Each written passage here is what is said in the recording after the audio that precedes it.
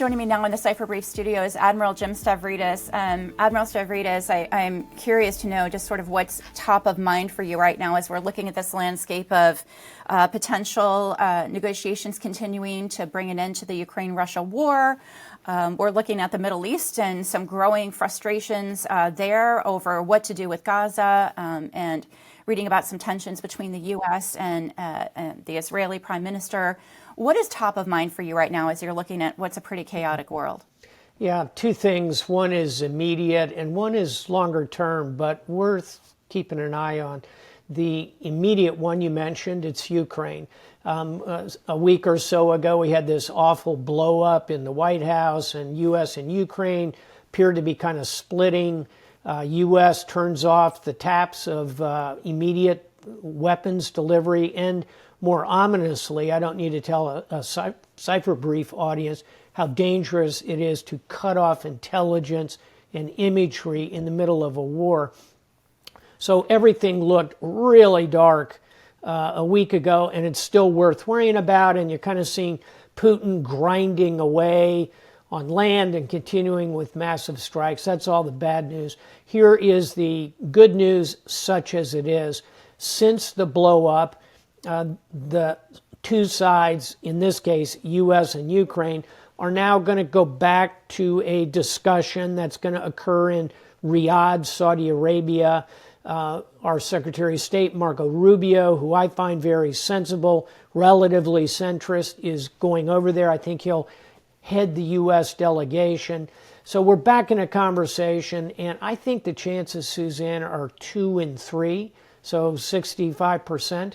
That we do get to a deal. We get to a minerals deal. We sign it.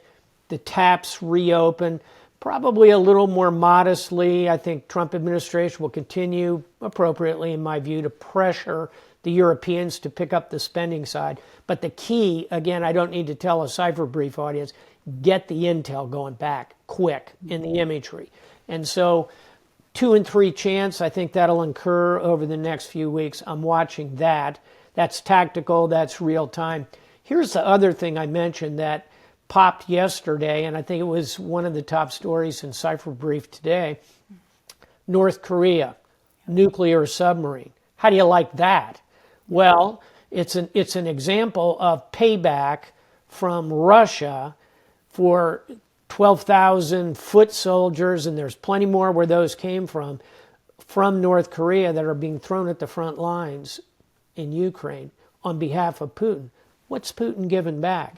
He's given intelligence. He's given nuclear technology for weapons, and it appears he's going to help advise the Koreans to build a nuclear-powered submarine. Unclear at this moment whether it will also have ballistic missiles. Certainly it'll have cruise missiles of some kind. And as we all know, I'll conclude here, nuclear submarines, those are the apex predators of the ocean. Yeah. One of those in the hands of Kim Jong-un ought to give us all pause. Let me ask you a little bit, just to go a little deeper on what that means. I mean, how would this change the dynamic between the United States and North Korea?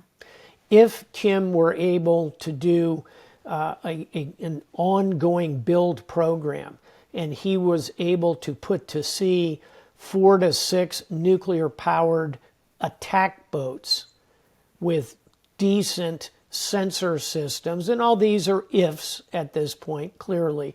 But let's say, hypothetically, he could do that over the next decade. That would put him in a very strong position in undersea warfare. For example, preventing us from attacking Chinese forces blockading Taiwan. Our ace card are our nuclear-powered attack boats. Could Kim counter those? Yeah, I'd worry about that. And then secondly, even more worrisome, if this nuclear-powered submarine had, at a minimum, cruise missiles, those can be driven across the Pacific, parked outside of Pearl Harbor, outside of LA, outside of Washington State. You know, we see his ballistic missiles coming. A submarine, nuclear-powered, can stay underwater indefinitely, essentially. If it then adds cruise missiles to the repertoire, holds major American cities and military targets at risk. That ought to worry us a lot. They're much harder to detect, right? Correct. recognizing excellence in national security. The Cipher Brief Honors Dinner celebrates those who've made a real difference in protecting our nation. It's an unforgettable evening with top leaders in the field. Join us in honoring these remarkable contributions. Reserve your seat now at cipherbriefhonors.com. What about China? Do you see China? I mean, there's got to be some risk. You mentioned this could actually help China in any kind of defense or keeping the U.S. out of Taiwan. But do you see any reason for China to not want North Korea to have this technology? Nope.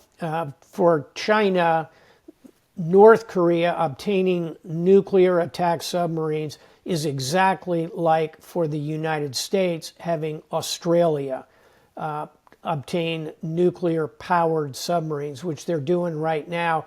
This is part of the AUKUS program, worst acronym in history, but it's Australia, U.S., United Kingdom, kind of mushed together. This is, in a way, kind of like that.